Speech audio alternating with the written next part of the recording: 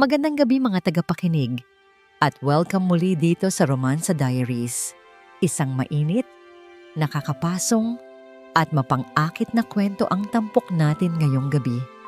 Isang bawal na landas ng tukso at damdamin.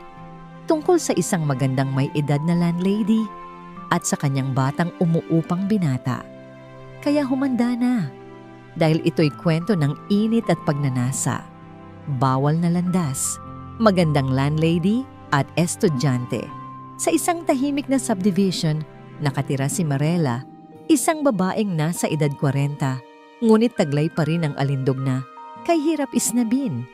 Maputi ang kanyang kutis, mahaba ang buhok, at higit sa lahat, kapansin-pansin ang kanyang malalaki at bilugang dibdib na laging bumabagay sa suot niyang mga damit. Kahit simpleng duster o pambahay lang, tila may sariling hatak ang kanyang katawan, lalo na sa mga matang marunong magtago ng lihim na pagnanasa. Isang gabi, habang nag-aaral sa sala ng inuupahang bahay ang binatang si Paulo, napansin niyang bumaba mula sa hagdan si Marela. Nakarobes lamang ito at bahagyang nakabukas. Kita ang maputing dibdib na parang sadyang nag-aanyaya.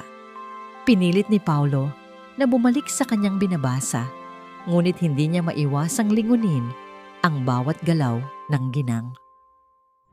"Mukhang hindi ka pa natutulog, Paulo," malambing na wika ni Marela habang dahan-dahang humigop ng tubig sa baso.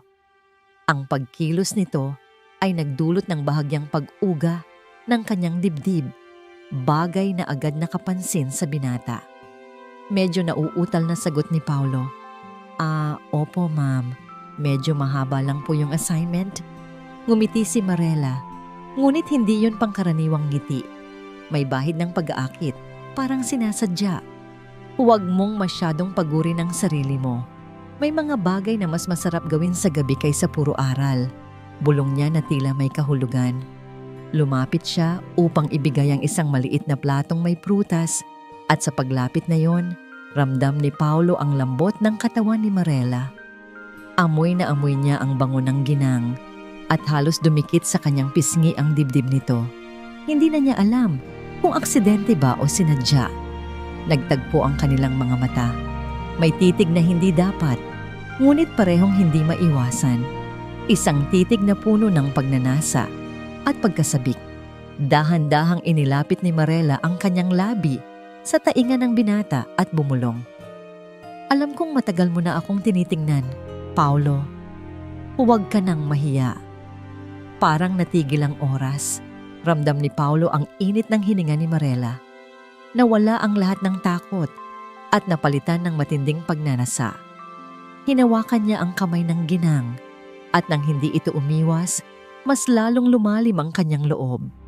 Umupo si Marela sa tabi niya at unti-unti niyang tinanggal ang tali ng kanyang robes. Bumukas iyon at lumantad ang makinis, maputing balat at ang mga malalaking dibdib na sadyang kaakit-akit. Lalo pang bumilis ang tibok ng puso ni Paulo. "Minsan, kailangan nating sumugal sa bawal para maramdaman kung gaano katamis ang kasalanan," bulong ni Marela, sabay haplos sa pisngi ng binata. Naging mainit ang kanilang mga gabi mula noon. Sa tuwing tahimik ang buong bahay at wala nang ingay sa paligid, nagtatagpo ang kanilang mga labi, nagtatagpo ang kanilang mga palad, at lalo pang nagiging malalim ang kanilang ugnayan.